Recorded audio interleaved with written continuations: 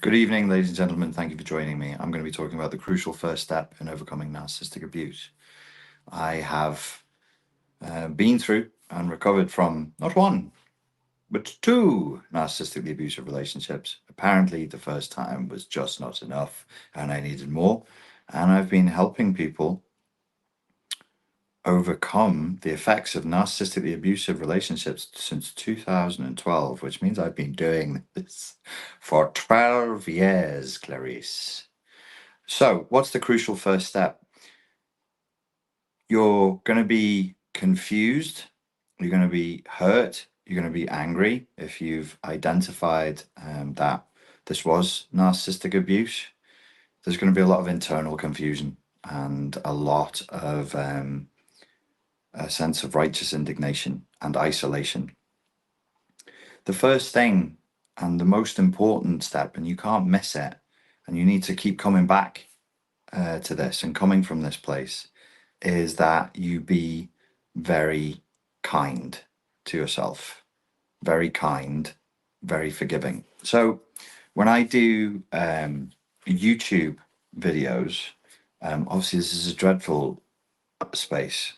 Actually, my YouTube's pretty nice, but it can be a dreadful space. And you can get trolls, you can get people saying horrible things to you and being mean, etc. And over the 12 years I've been doing this. Before that, I was a self-defense instructor on YouTube. I've been on YouTube since its inception, but my self-defense channel was deleted. You develop a character to cope with that stress, to cope with that sort of, I don't know, I don't want to use the word trauma. Yeah, stress. Let's just say it's stress.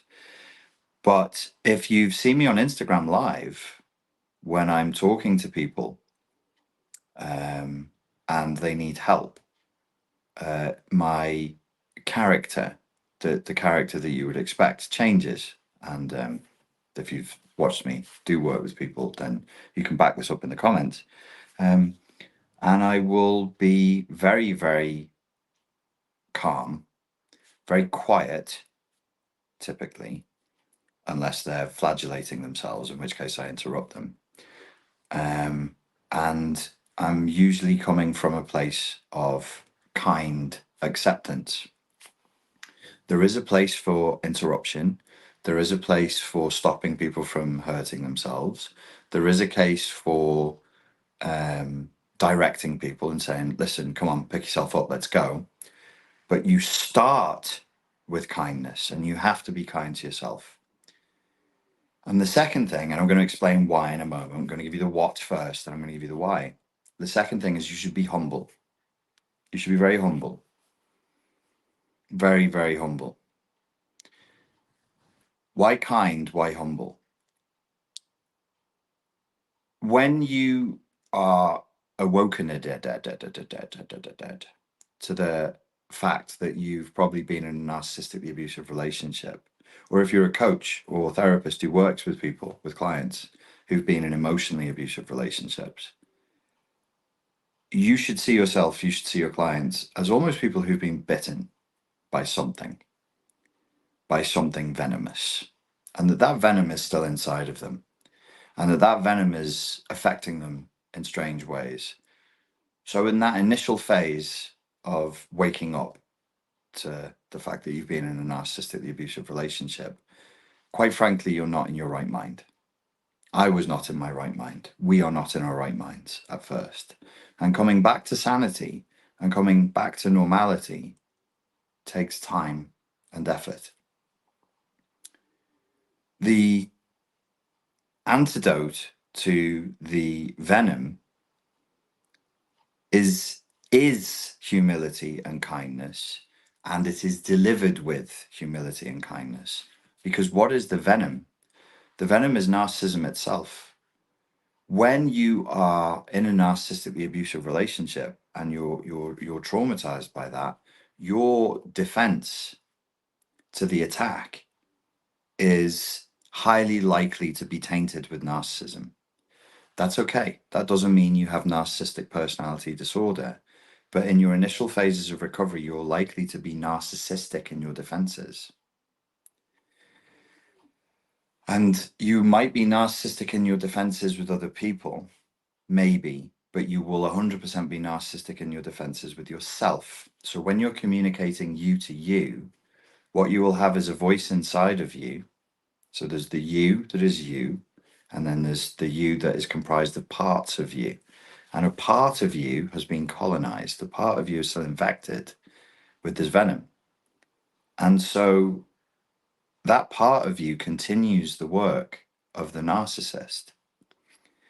And so you will become judgmental and harsh with yourself, and you'll persecute yourself, and you will flagellate yourself and say, you're so stupid, you're so weak. How could you not have seen that? How could you let him get away with this? How could you let her humiliate you like that? That's not your voice, and that's not a sane voice. That's not a calm voice. That's not the voice of an adult who is aware of what's going on and feels confident and capable of handling what's going on. This is a narcissistic introject. So what this means is that you've internalized the trauma, you've internalized the abuse, and now you're becoming abusive towards yourself. The narcissist's introject lives inside your mind, inside your body, inside your being, and continues the abuse. So then what can happen if your therapist, coach, or counselor isn't careful, and you do need help with this? I don't believe you can do this on your own. I seriously doubt that a course or a book, however immersive, and I do like immersive courses, and I do think you can get a lot of good work done, but you really need help from another human being who understands this and who you have rapport with. If you're not careful in your initial recovery, you'll be recovering. So let's that's the y-axis in it, and I'm backwards here, aren't I? So I think you see a mirror of me, isn't it? So it's that. So the mirror is that. So you got your y-axis, you got your x-axis, and this is recovery, and this is time. And you start to recover, and it's not a straight line. You don't expect it to be, but you've got a real risk here. And I don't want to frighten people and have them jump in at shadows, but I have to tell you the truth. And I've seen this time and again. There's never been a seminar where I haven't seen this. There's never been a meetup group where I haven't seen this. You get people recovering, and they are recovering, but who is they? Who is the I that is recovering? You can get them recovering along narcissistic coordinates, and it's not over, and you want it to be over. So they're making their recovery, but they're doing it in a kind of a narcissistic way because they couldn't be kind to themselves and they couldn't be humble. So when you are interacting in forums, or you interact in meetings, or you're interacting in seminars, it could be online or face to face, and you see people who will say things like, this made me stronger. I really got him. I really got him. I mortified him. I mortified her. Did you? And what good does that do? What good has that done you? There's this hyper competitive, aggressive edge, and an awful lot of what they'll be saying will be kind of a signaling that says, I'm very strong. I'm very strong. I'm very, very capable. I'm very, very strong. And you might think, well, what's wrong with fake it till you make it? Well, fake it till you make it leads to overconfidence, and it leads to a situation where people's confidence exceeds their competency. We live in a fake it till you make it society. And what has that done? We've got a ton of people whose confidence massively exceeds their competence. And that is frankly dangerous. It's dangerous in therapy. It's dangerous in every walk of life. The humility part is to sit and be able to say to yourself, with self-forgiveness, with kindness, I messed up. I messed up. I would never have done this if I'd known what was going on. I would never have done this if I didn't feel so lonely. I would never have done this if I hadn't felt so needy, if I wasn't a bit naive, if I wasn't childish in my view of relationships, jobs, friendships, whatever it is. Just be humble. Just be completely yin, not yang at first. When I did a seminar in London recently, I was talking to 30 adults, and I'll show the video. I'll cut the piece of the seminar out and I'll show it on the channel. I say to people when we get to the recovery phase of the seminar, humility is what you need. And 5 of the 30 people there started vocally rebelling. And they asked me questions and they said, why should I devalue myself? And I said, you're not devaluing yourself. You're being humble. You're just engaged in humility. Is that so shocking? Is that so controversial or painful an idea? If it is, and you live in a world where being humble is not good, you're not gonna have an easy ride in this life, man. It's not gonna go well for you, you know, it's gonna be tough because you're gonna get humbled. And if you say, no, I've not been humbled, I'm not gonna be humbled, that's delusion and grandiosity. That's an appeal to yourself to create a fantasy version of you and your life to protect you from the truth. That is the very structure of narcissism. Doesn't mean you have NPD, and it doesn't mean you're exploitative of the people around you, but you are exploiting yourself because you are in pain, and that's okay. So in all humility, we can say, oh, wow, this really hurts. This really hurts. I trusted them. I trusted them. I made myself vulnerable. Oh my God, what have I done? Oh, fuck. Oh, this sucks. This sucks. And that's part of the process. It's a mistake. You lost. You didn't win. It's not a contest. It's not a tennis match. It's not a boxing match. It's not winners and losers. That's the narcissist's reality because they're still children. Don't join them. Don't join them in their infantilism. The way out is to level up and to be an adult and say, I would never have done this. I would never have engaged with this person. I never would have been in this relationship if things were okay with me. Something must have been not quite right. And I see, not the majority, not the majority. It's a minority of people, but I had 30 people in the London seminar, and it was like 4 or 5. I think it was 5 people were like, I didn't make a mistake. I was tricked. Well, beloved soul, being of the cosmos, made up of the same stuff as the stars and the seas and the mountains. Would you have committed to this relationship, be it familial, professional, or romantic, had you known what it was? No, but he tricked me. Yes, that's true. But if you knew more, you wouldn't have made that error. There was no error. I didn't make I don't make mistakes. Okay. So what else do you hear? You hear rigidity, you hear ego, you hear unwillingness to be flexible, to be yin. There is a time for yang. There's a time for being courageous and unyielding and boundaried and forward. Yes, of course. And even within therapy, that moment must come. Otherwise, therapy becomes some weird, degenerative echo chamber of there, strokey times. But not in the beginning. The crucial first step is to go home, metaphorically, and say, wow, that hurt. That really hurt. That was not good. I shouldn't have let that happen. I shouldn't have let it go that far. I made a mistake. You know, you'll never hear me go on about like the traditional religions like You should all convert to Islam. You should all return to your faith in Christianity. You should all move over to Buddhism. Isn't it time we looked at Judaism?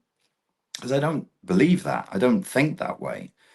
But I still respect the traditions and I still respect the philosophies on which they're based. Yes, many people, they've been abused in the name of Buddhism. They've been abused in the name of Hinduism. They've been abused in the name of Islam. Okay, I understand. So was I. But look again. Isn't there something in being humble, bending the knee, just for a moment? Just put aside your godlike status for a second and say, I'm not God. I'm not God. I didn't create me. I don't summon myself into being moment to moment. I'm not capable of that. And if I did, I would summon myself into a moment where I didn't have a sore back and I would have good knees. If I was God, that's what I would make. So I'm here and I don't know what this is.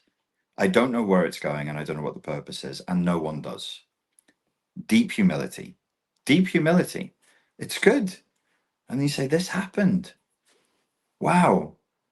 And then what's the next thing people do? Well, I must be stupid. I must be a real piece of shit to let this happen. And I catch people doing that. And I must have done it myself. I'm sure I did. And you have to step in and say, well, maybe you are a dreadful, wretched piece of shit of a human being. Or that's possible. Let's hold that there. We'll be Socratic, we'll be philosophical. That is a possibility. Or maybe you're a fallible human being and you believed the dream, you believed the fantasy, you wanted to be loved if it was romantic, if it was familial, you believed your mother would one day wake up and be a mother. You believed your father would turn to you and say, my child, I value you. I'm proud of you. If you just kept trying, if you just stayed loyal, if you just poured in more love, if you just poured in more loyalty, then they would change. If it was in your career, you believed if you just pulled in more shifts, if you just did more work, if you could just prove yourself, then finally you would be rewarded. But you know now better, that was a game you could never win. That's not the point of the game. It's to keep you playing it and never winning. So then, if you knew then, wait, your timeline is, let me do this way. So you're saying me the way. So if you knew in the past, you go, abused, abused, abused. I'm in a narcissistically abusive relationship. Here's the moment of awareness. Now I know, now I know, now I know. But if you knew here in the past, what you know here, would you have done the same thing? No. So then it's a mistake. It's okay. People make mistakes. What was your great crime? You believed in your career. You thought you were going to make it. I've had clients, my first clients for the first 3 years, weirdly, were all music industry people. I can't play an instrument or sing a note. And like music industry people kept coming to me. And I was like, wow, so your great sin, because they'd be down in the dungeon of their mind, like flagellating themselves. And I'd get down there with them and I'd be like, wow, you really are awful, aren't you?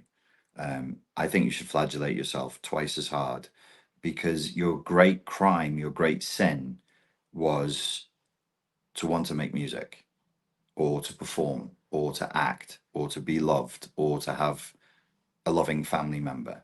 That's your great crime. Surely your place in hell is set and well deserved. Come on, this is silly. On the other side, you could just say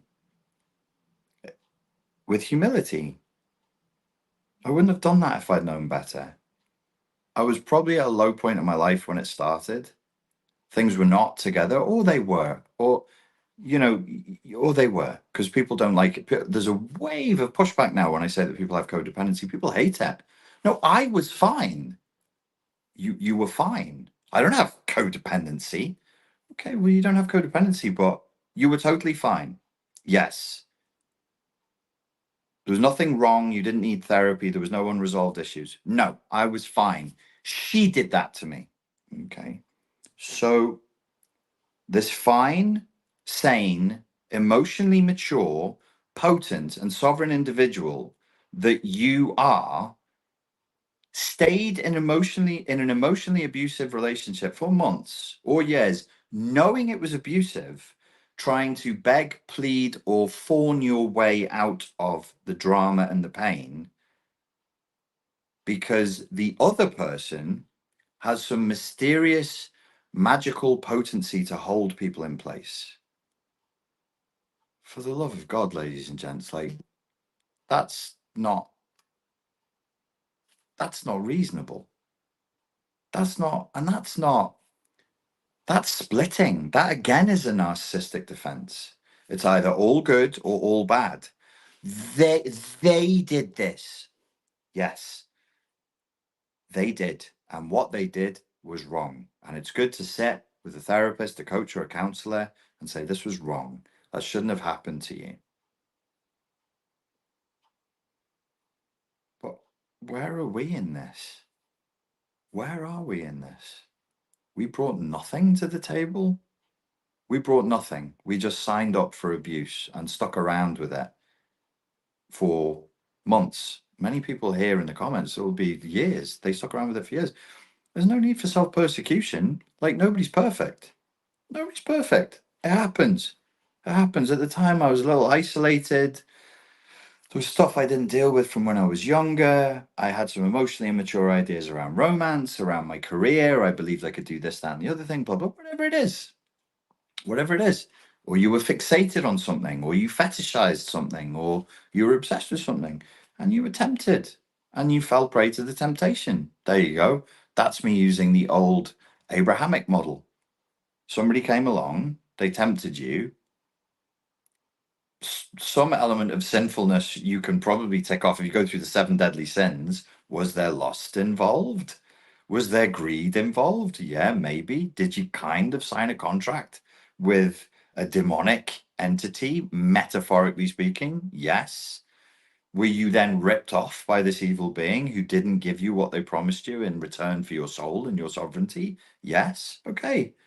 So then, the other side of the Abrahamic coin, can you bend the knee and just say, just to, there's so much loading in this term, but to confess, just a confession, just to like, and you not religiously, you don't have to do it religiously, but to be able to offload this sense, the guilt, the guilt, either to yourself, to you, other people, whatever.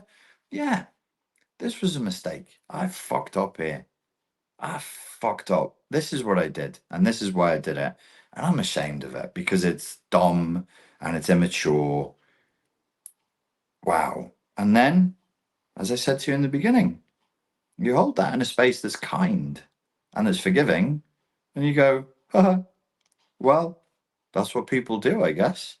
And I'm people, so oopsie, humility, kindness, forgiveness.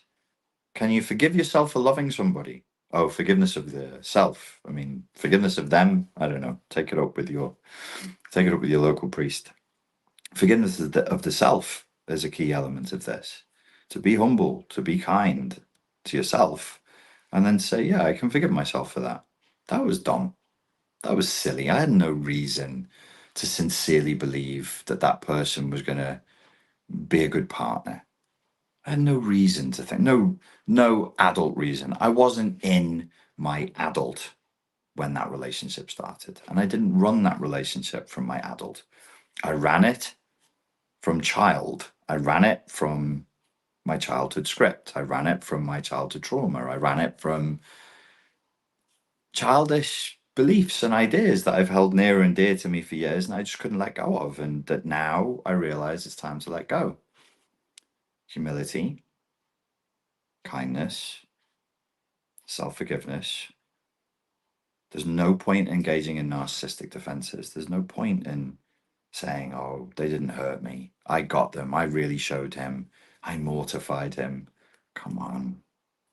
Like, we're not here for that long. The good years, the healthy years, we're not here for that long. Like, stop. Let's just stop. Let it go, man. You didn't win. A bad thing happened to you. A really bad thing happened to you. And the ego, the narcissistic shell doesn't like that because no, I'm powerful. I'm in charge. I don't make mistakes. Well,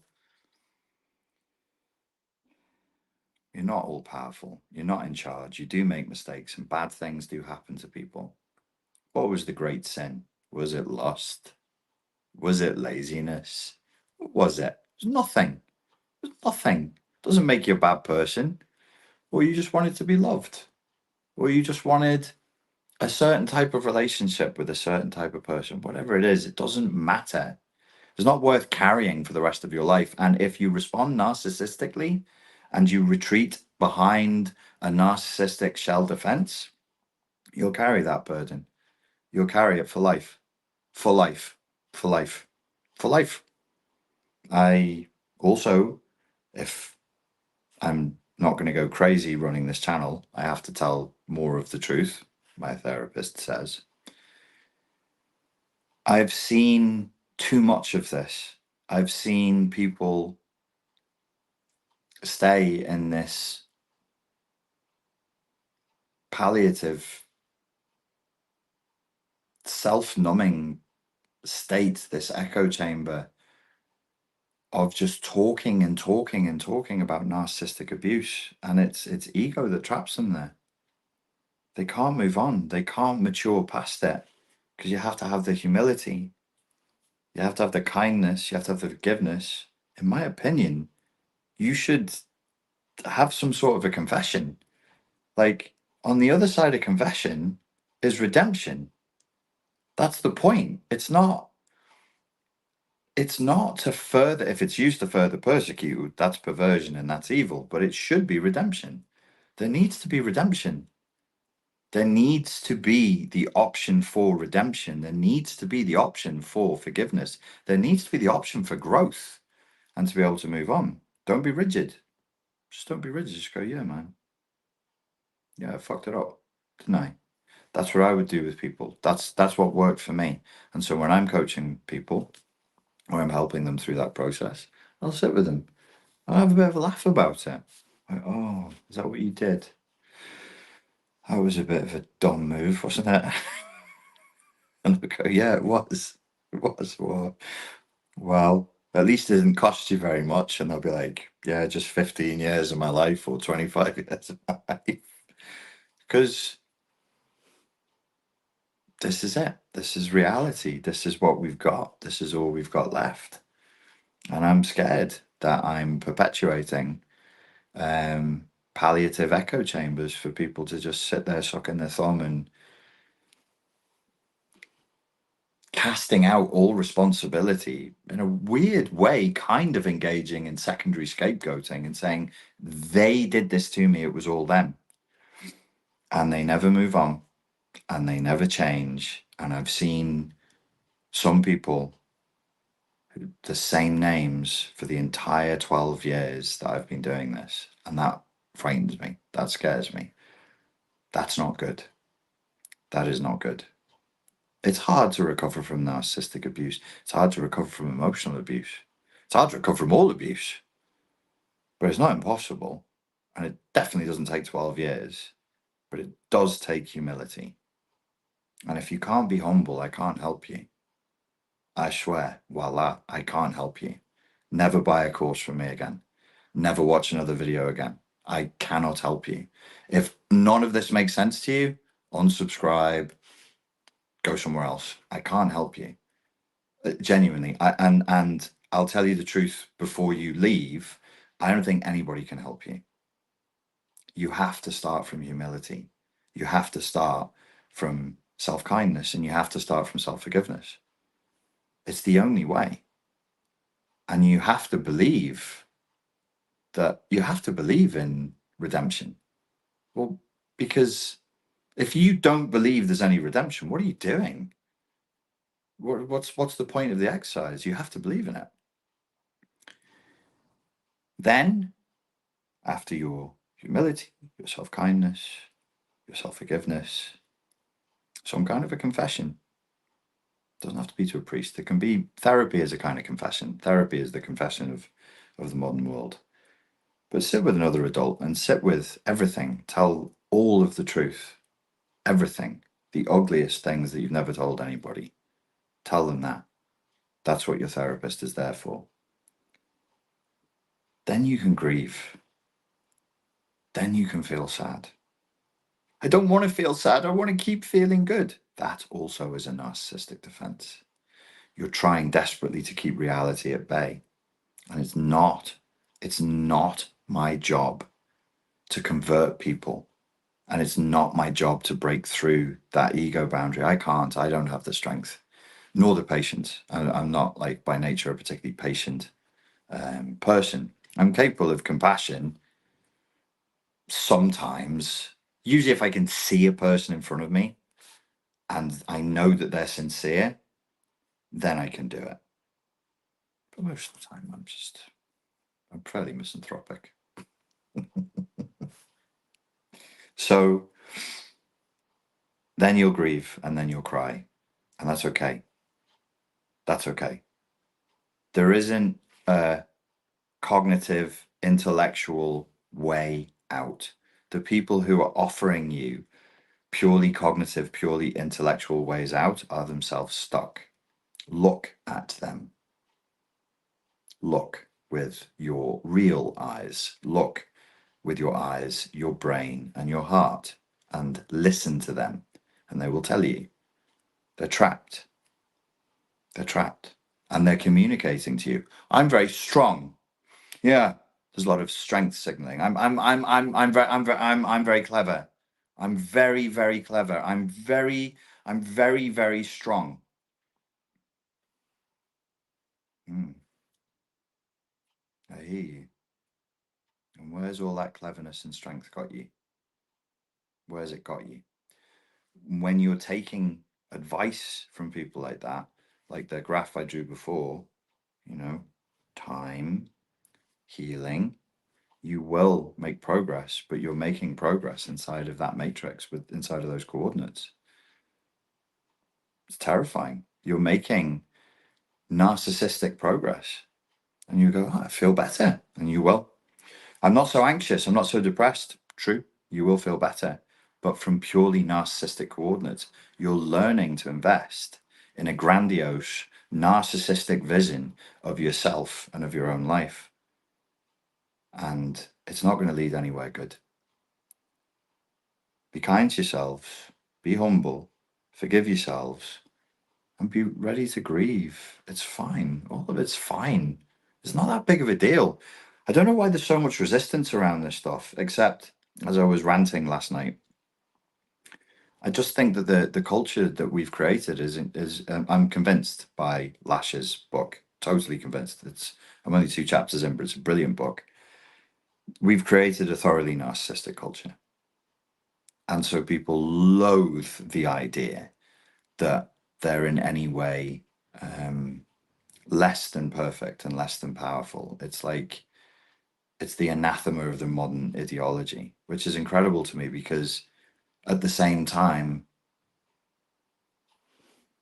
in this weird, contrary, paradoxical way, people are also very frequently signaling what's wrong with them and that they have these mental health issues and that mental health issue and the other mental health issue. And I'm like, how lost are we? So the people in the seminar, I don't mind calling you out publicly, by the way. I wouldn't say your names, but you did this. And I have it on video, and I'm going to show it on YouTube, vocally rebelling against the idea of humility.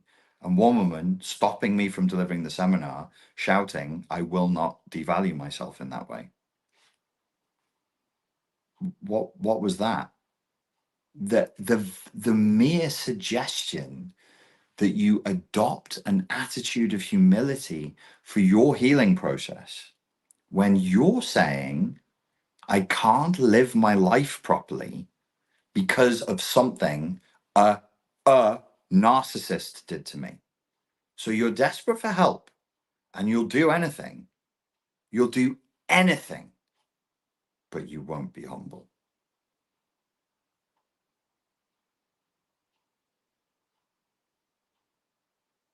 Make it make sense. I'm going to take some questions now, and then I'm going to wrap. We're going to keep this short tonight. Please make your sentence legible, intelligible, preferably one sentence long and ending in a question mark.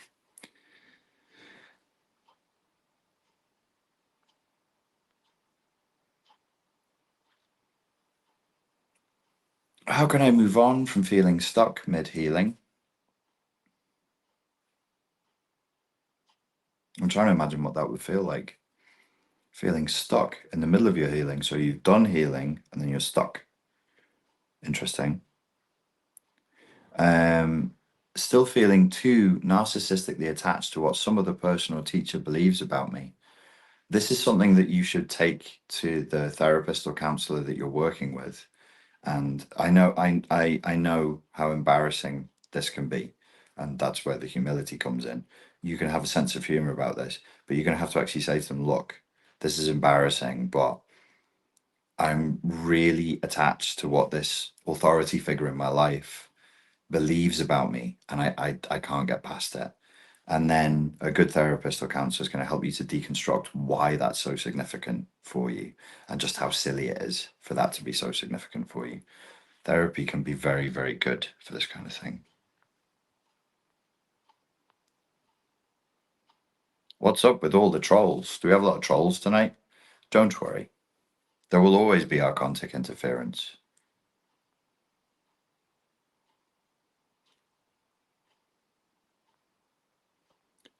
Laurie says, brilliant. Thank you, R. I agree. I was wonderful. Here's a great quote from C.S. Lewis. Humility is not thinking less of yourself, but thinking of yourself less. Wonderful. Good old C.S. Lewis. Thank you, Ukraine, for keeping me updated.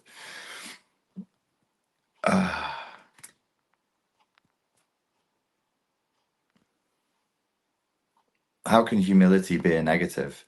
It's a negative. I think it can only be a negative if people are very, sorry to pull the lever and say it again, narcissistically attached to the idea of themselves as perfect, which is a real shame. It's a real shame because they're never going to move forward.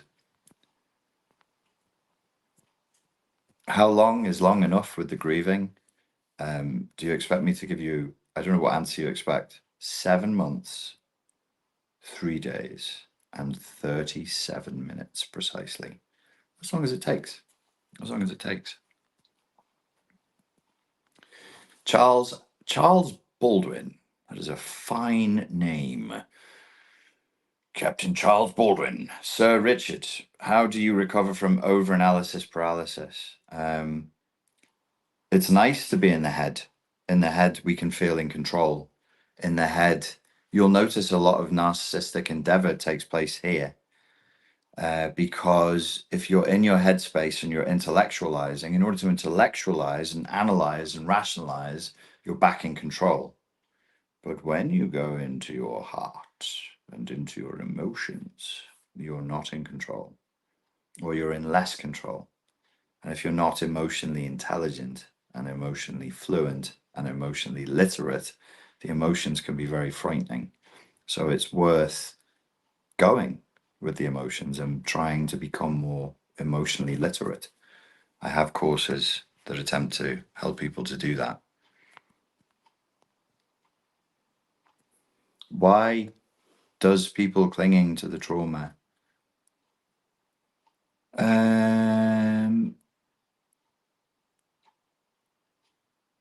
with a very negative event in your life that you were not prepared for in any way, shape, or form, it simply becomes significant. So if an event or a person is very pleasurable or very exciting or very emancipation, emancipatory. Is that an adjective? Can a person be, if a person gives you a lot of freedom and they become emancipatory, let's say, let's just use that. And you're like, wow, I feel so much better since that. And you go, that's good. Then all of these experiences denote significance to the brain, to the central nervous system, to the mind, to the impressions. This is really significant. And rightly so. That's how we're evolved. So if big thing happen, big thing important, big thing may be scary. Don't go there. Don't see that person again because maybe me die. Big thing, very good. Or go there again because me live more and me children live more. That kind of thing. You know, you're thinking like in a very sort of the more primitive parts of us that largely control what we do. Um, that's how the body and the brain operates, and it's survival. It's stay away from the bad, move towards the good. So you say, well, why would you cling to the bad? Well, the mind unbridled and traumatized, and it's like, never forget the scary canyon with the snakes in it. Never forget that you can't eat that colored berry. Never forget. Do you know what I'm saying? And you're, it's just trying to keep you alive. It's like, think about this because I, I'm your brain, your unconscious. I can't let you forget. I can't let you forget. We might die if you forget. Let me replay this memory. Yeah, I know you're trying to go to the bank, but think about this. Yes, I know you've gone to the supermarket to pick up milk, but think about this and feel this strongly. It's to keep you, it's to keep you alive. So we have to work with that rather than against it. You've got to do Aikido. You got to flow with that and then re-guide it in another direction. Be like, thank you, lizard brain. Thank you, amygdala, for the signals you're giving me. But I'm trying to fucking drive or whatever you're trying to do, whatever it's interrupting you from doing. Go to therapy. Go to therapy. This aura ring sends me patronizing messages like, time to stretch your legs a bit. It's just sent me the text now. This ring is texting me saying, you should stand up now. I've been sat down for 42 minutes. Leave me alone. Stop nagging me, you weirdo. So you've got BPD. I've got CPC. I don't know what that is. And I haven't started at DBT. But apparently, what's PC? But apparently that gives us skills so we can cope with the trauma with it surfaces either that or I'm going to take. I'll do 2 more questions and then I will go on. Can a narc, I'm sorry to be such a pedant, but can everybody who's on this channel not write narc? Can you write NPD, please? It's shorter. If you want to shorten it, just NPD, narcissistic personality disorder. Can an NPD be good to you and then one event happens where the mask falls off? Yes, that's very common. I think it, tell Malika in the comments, please, good people. This is a common experience, isn't it? We've all had that, being very sweet and very kind, and then one thing happens and you see something that is not sweet and not kind. What do you, Athena asks, what are your thoughts on betrayal trauma? I think it's very difficult to overcome, but not impossible. Not impossible. I wish I had a more formalized way of approaching it. All I have now really is like 2 major blocks that I focus on. One is the development of a moral philosophy so that the person really knows what is right and what is wrong in their view, and they can see that what happened to them is wrong and be very, very clear about that. And then to explore why people do evil, why people betray, and to do this is all philosophy. And then to explore the concept that I got from Lieutenant Brian Payne, who's a chaplain for the United States Marine Corps, of moral injury. So we explore the moral injury from this position. It's not really, it's psychology, but it's more in the realm of philosophy. You've got to take the client into the realm of philosophy. And you say, okay, how am I going to integrate the moral injury? Because none of us can move on until the event, the moment of narcissistic abuse, that trauma, has been integrated into our story, into our narrative in some meaningful way. We have to draw meaning from it. I'll take one more. Trey's Myths and Tunes. When you let the narcissist walk all over you because you are humble, it's very negative. Yes, Trey's Myths and Tunes. That would be very negative. But what I was saying was that it's a key component of recovery. It's not a key component of communication inside of an emotionally abusive relationship. That's called a context shift.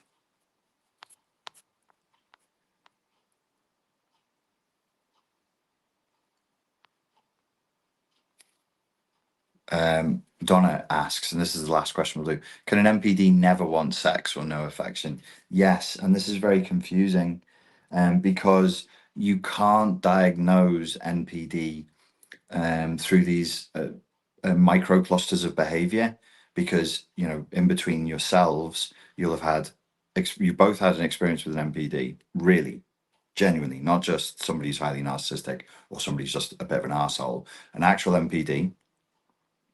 And some of you will be in the camp where you say, well, he or she was hypersexual, and then others of you will be in the camp that says, no, no, no, no, they were asexual. The confusing thing is the hypersexuality and the asexuality are manifestations of their yes, they're manifestations of the narcissistic personality disorder, but they can't be used as diagnostic criteria. I hope that makes sense. Yes, he is being very affectionate because he is NPD, and he is being zero affection because he's NPD, but we can't use these as diagnostic criteria. These are issues related to intimacy. And of course, there are going to be issues around intimacy when we're talking about NPD people. But unfortunately, we can't track them into neat boxes. So that's why you have many authors and researchers and clinicians have tried to define different subtypes of NPD with relative degrees of success. I mean, I've never seen a subtype description that I thought was nonsense. It doesn't feel, at the moment, it doesn't feel cohesive because you've got different clinicians and different researchers saying there's this subtype, there's this subtype, there's this subtype. And I wanted to try to come up with a different way of organizing subtypes. But then when I started to explore it, I was like, I think we're going to end up with, so say you take like clusters of behavior and you say, okay, there's like 100 different clusters of largely speaking 100. That's where we got to. Around 100 different clusters of behavior. And they all fall into different subtypes of NPD. How are you going to organize it? You're gonna, I mean, and then you're in a kind of a diagnostic mess that actually confuses more than it elucidates. It's not. Our diagnoses, our procedure should make things easier for you. If you're a professional, it should make things easier for your clients. It shouldn't make it more confusing. But maybe there's something I could put together that would reassure people. But yes, it can be. It can be the case that a narcissist can never want sex or affection, and it can also be the case that the NPD wants a lot of sex and a lot of affection. The key criteria for me personally, obviously you all know the Diagnostic and Statistical Manual, the 9 traits that they look for, these 9 equally weighted traits. For me, the first big one is a psychotic break from reality. So these people who they're not really in reality, and their psychotic break has led them to a delusional and grandiose view of themselves and the world around them. So you need to see somebody who's broken from reality.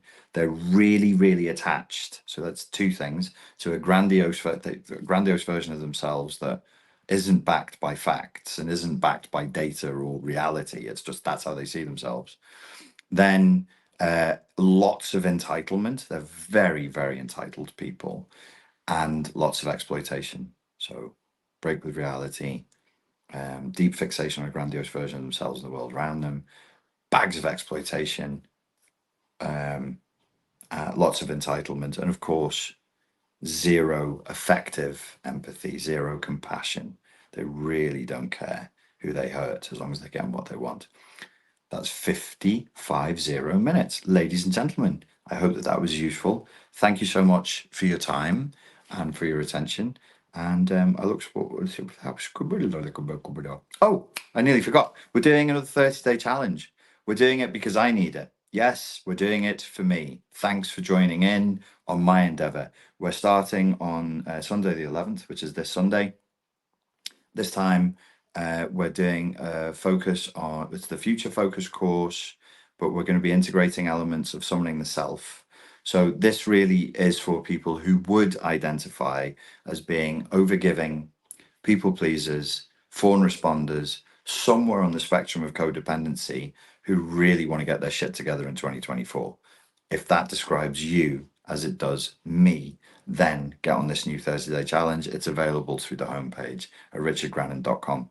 Ladies and gents, thank you very much for your time and for your attention, and I look forward to speaking to you again very soon. Cheers.